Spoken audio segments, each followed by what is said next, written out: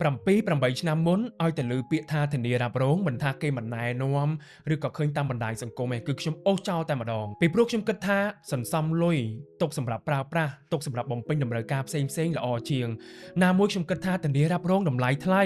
មិនសមនឹងចំណាយឬក៏មិនត្រូវជាមួយនឹងចំណូលខ្លួនឯងតើតែឥឡូវបានមកស្វែងយល់អញ្ចឹងទៅបានដឹងថា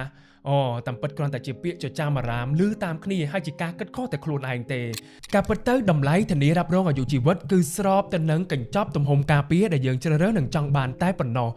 ដូចជាយើងទិញកញ្ចប់អ៊ីនធឺណិតដែរអញ្ចឹងបើសិនជាយើងចង់បានទំហំការពារធំសំណងខ្ពស់នោះតម្លៃក៏ទៅតាមនោះដែរម្យ៉ាងវិញទៀតក្រុមហ៊ុនធានារ៉ាប់រងនាសម័យថ្មីនេះគឺមានភាពបត់បែនមែនតែនអាចនិយាយបានថាចំណាយស្មើតែកាហ្វេមួយកែវនៅក្នុងមួយថ្ងៃទេក៏អាចការពារមនុស្សជាទីស្រឡាញ់បានផងដែរហើយនៅក្នុងជីវិតជាក់ស្ដែងគ្មាននរណាម្នាក់ប្រឈមមុខជាមួយនឹងជីវភាពក្រលំបាកដោយសារតែទិញធានារ៉ាប់រងនោះទេ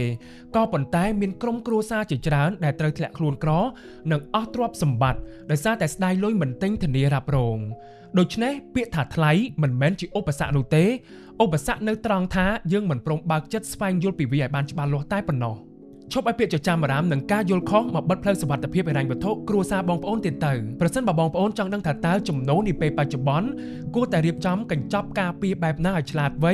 ចំណាយតិចក៏ប៉ុន្តែទទួលបានទំហំការពារធំនិងមានសុវត្ថិភាពនោះខ្ញុំសូមណែនាំក្រុមហ៊ុនធានារ៉ាប់រងកូនខ្មែរយើងមួយដែលបានដំណើរការអស់រយៈពេលជាង14ឆ្នាំហើយនោះគឺក្រុមហ៊ុន Royal Group Life Insurance ក្រុមហ៊ុន Royal Group Life Insurance គឺជាក្រុមហ៊ុនធានារ៉ាប់រងដំបូងគេ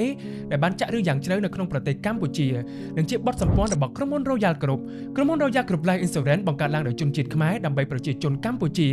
ហើយពួកយើងបានបន្តបេសកកម្មនៅក្នុងការការពារសុវត្ថិភាពហិរញ្ញវត្ថុ